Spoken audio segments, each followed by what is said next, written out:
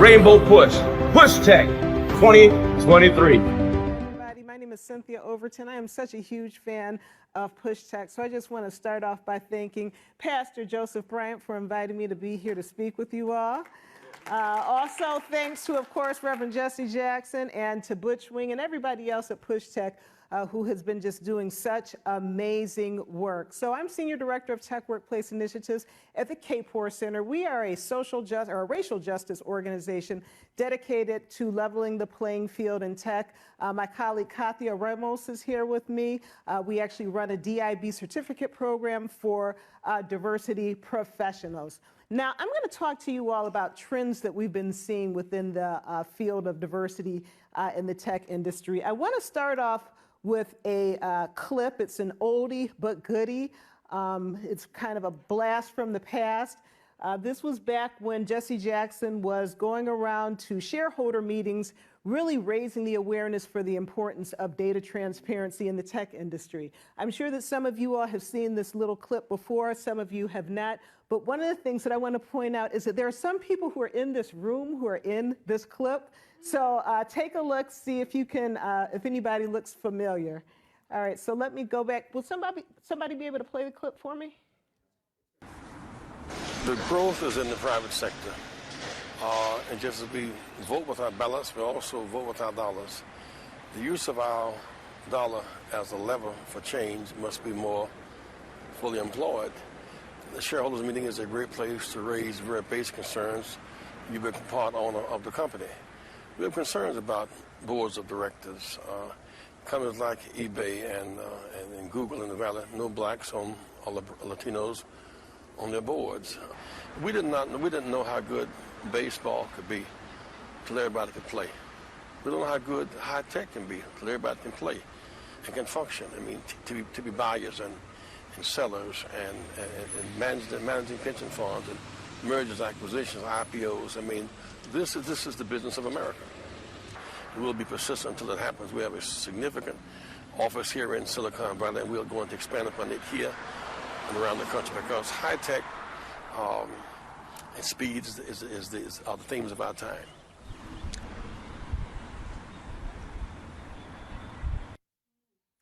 We didn't know how good baseball could play or could be until everybody could play. Same thing in terms of tech. Did you all recognize anybody in that clip? You saw Butch? Yeah, I think I may have seen Pastor Brian in that clip as well.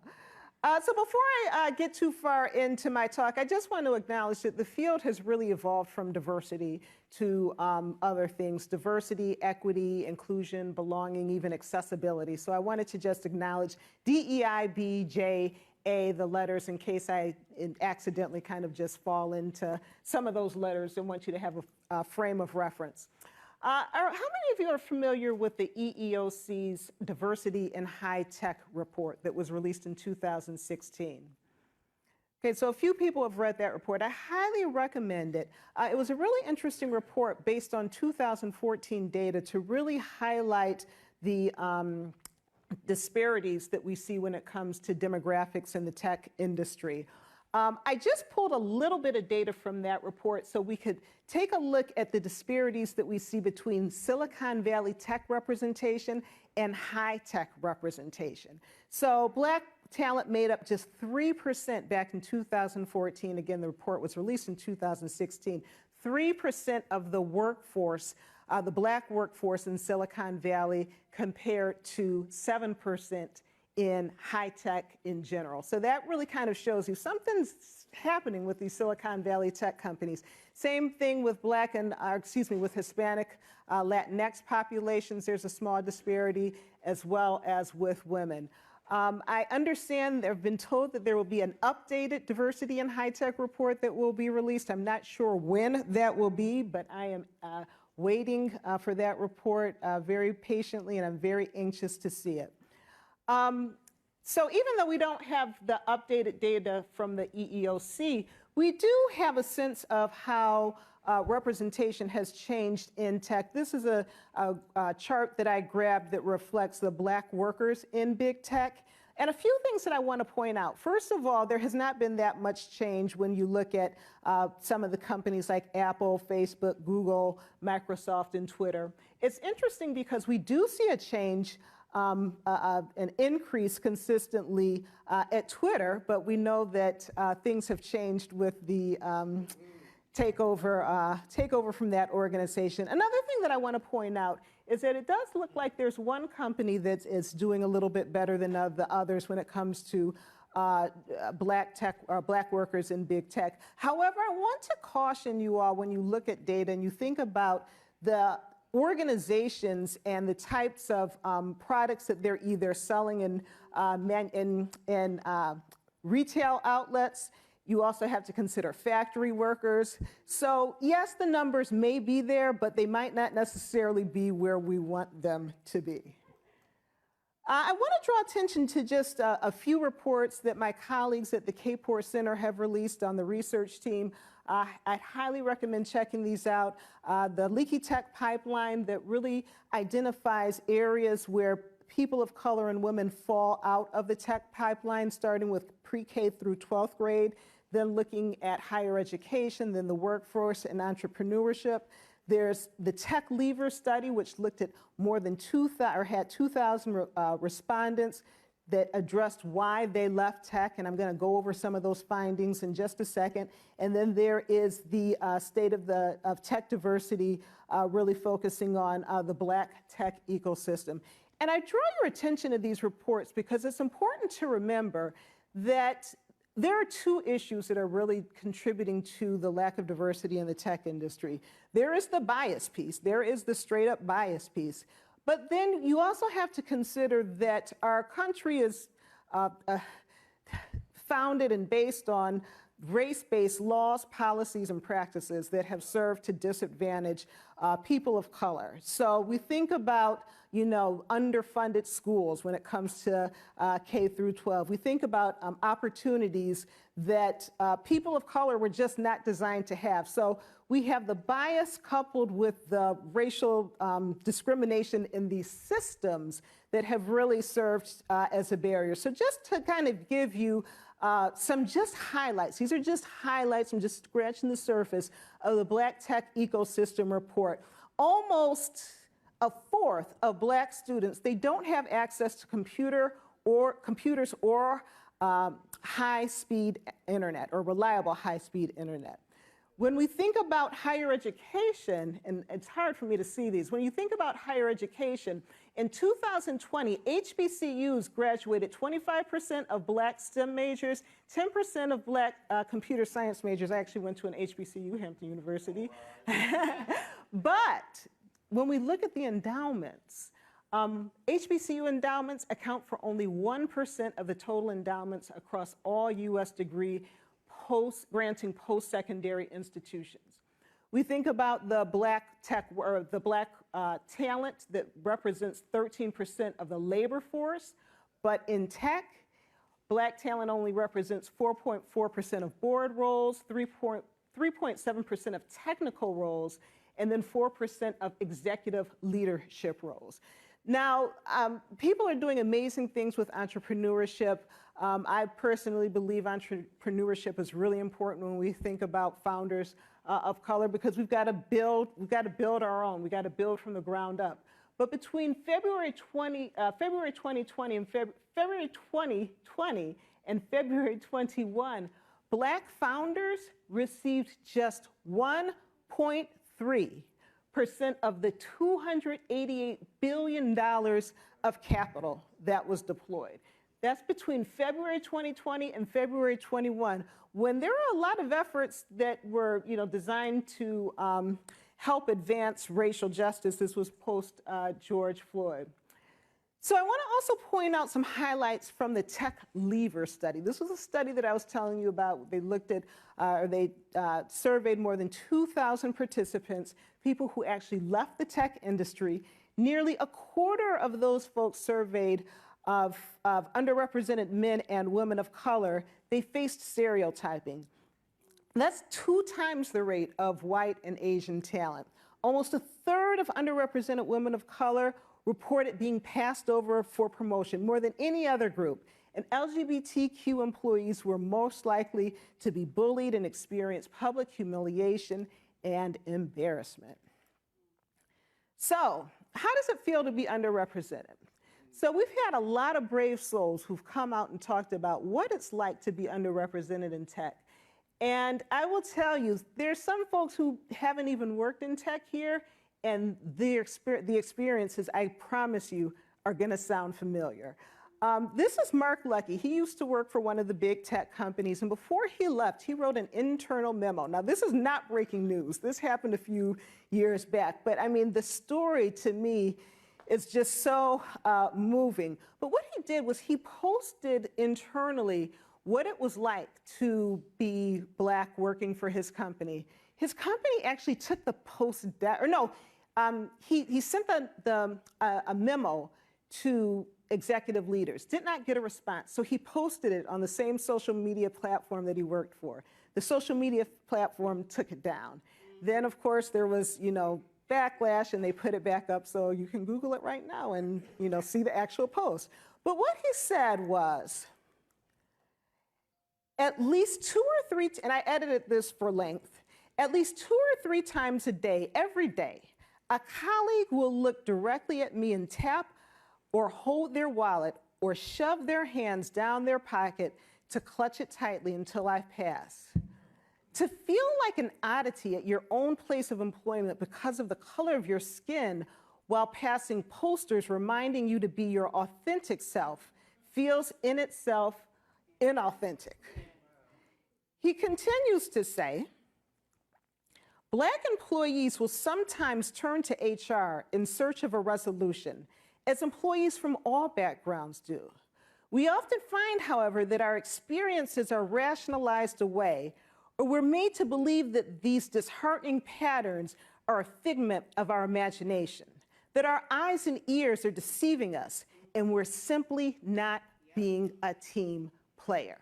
So I raised this story just to highlight, once you're in the tech company, as a person of color, as a Black person, you still have issues that you have to face.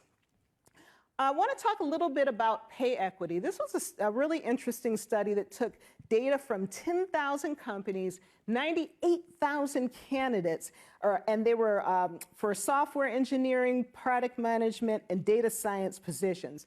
And they found that on average, Black candidates were offered $10,000 less than white candidates. And 59% of the time, men were offered higher salaries than women for the same role at the same company. Let's talk a little bit about social networks. We all know the importance of social networks when it comes to mentoring, sponsorship, even referrals in terms of getting in the door.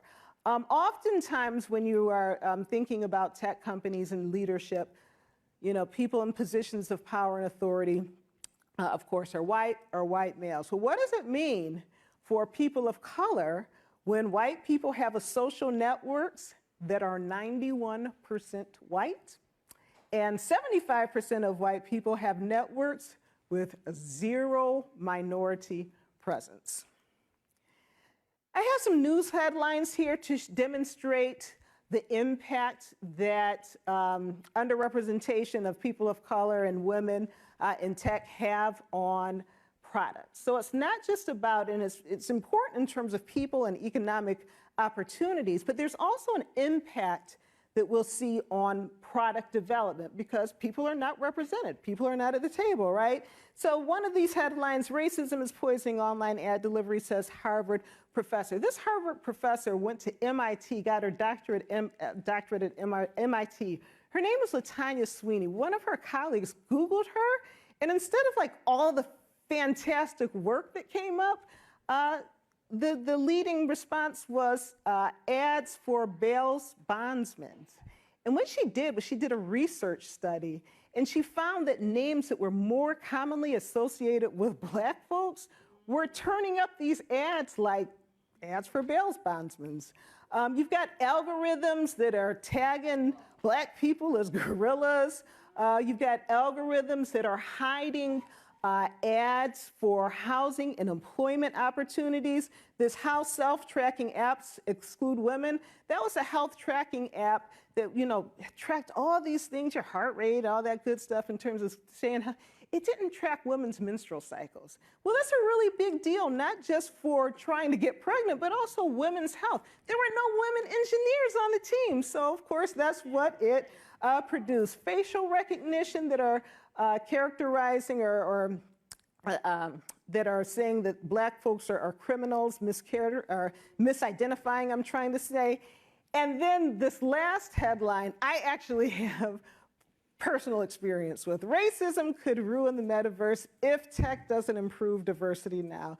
CTO warns. It absolutely is a problem. Now, if you were here yesterday, we heard a little bit about the metaverse and getting ready for the metaverse. And I really do believe that augmented reality, virtual reality, there is a lot of potential there. So I'm not trying to say, I mean, I use Supernatural to work out, so I'm not trying to say we need to, you know, throw the baby out with the bathwater. But I do want to just share my experience in virtual worlds.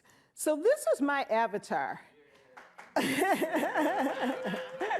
This is me in virtual worlds. However, my avatar has been assaulted multiple times, presenting as a black woman. So I don't know if you all ever saw the movie Ready Player One. So now I have an avatar. This is how I present in virtual worlds. I named him Big Chuck. Do you know how many times this avatar has been assaulted? You are correct, 0. So, you know, that's just something to consider. And I pulled this post from Facebook from a guy named Bill Thomason. He says, I was an early Oculus user and Metaverse OG. Think way back, Second Life. And my Horizon experience, early beta, has not been the best. My avatar is black, and the number of racist comments I get is off the charts. I feel like I'm blocking people every time I visit a new world. I hope you can do something about that.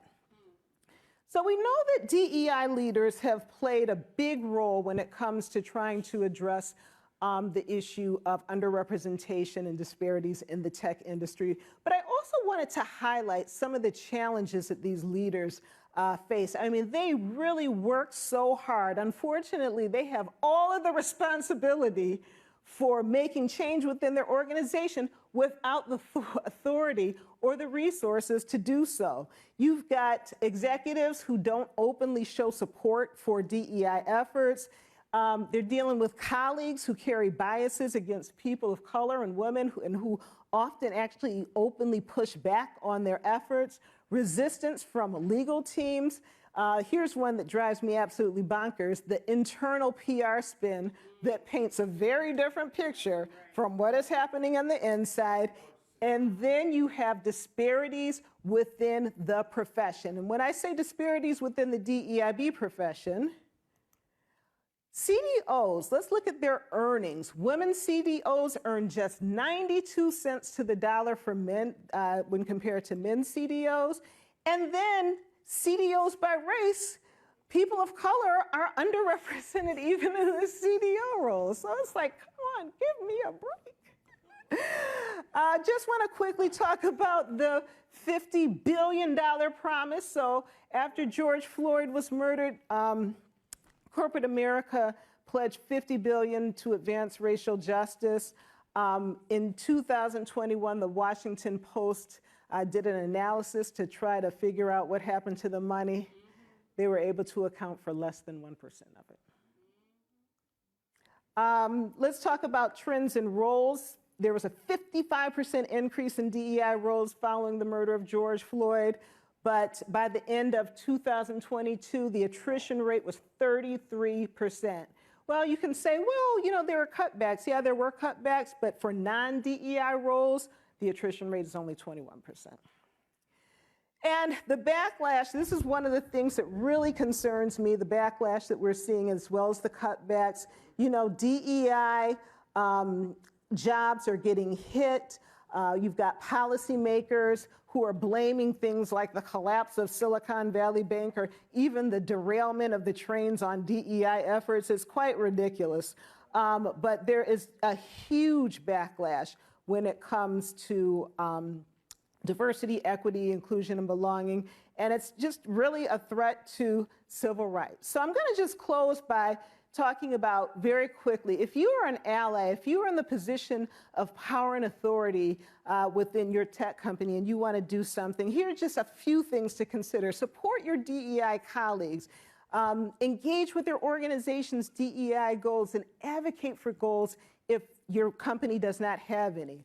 If there's a problem, if there are concerns regarding DEI issues, express those to your executive leaders and speak up when you see unfair treatment happening. Seek understanding when unfair treatment is reported. We talked about Mark Lucky, who tried to explain to his senior leaders what was happening. They just blew him off.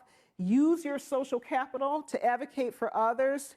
Share internal unwritten rules. We all know there's unwritten rules in the workplace. Please share them with people. And then keep learning. Read about systems of oppression and how to dismantle those systems. Now, if you're an advocate or an activist, this is really, really important. Keep in mind that DEIB leaders can't do their jobs as well if they don't have people from the outside that are advocating for change. So as an advocate or an activist, please speak up about workforce demographics, product design, and other concerns. You think about speaking up with product designs. Yesterday, somebody from Meta was kind enough to join us, and I definitely shared my experience in terms of my avatar with one of their products. Consider which tech companies are and are not worthy of your business.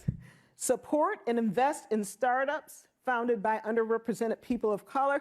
Vote. This is like the one thing, like if you have to do anything, vote and try to get others within your circle to vote too. And then support initiatives like Push Tech that are working to advocate for diversity in the tech industry. And I will end on this. We all have a choice in the role that we play, right? You can either perpetuate these systems that lead to disparities in tech by contributing to unfair practices. You can uphold these systems that lead to disparities in tech by doing absolutely nothing. Or you can help dismantle these systems that lead to disparities in tech by fighting against inequality. One of my favorite sayings is you can't do everything, but you can do something. Don't let what you can't do get in the way of what you can do. Please think about what you can do. Let me know. I want to know, and I appreciate you all listening. Thank you so much.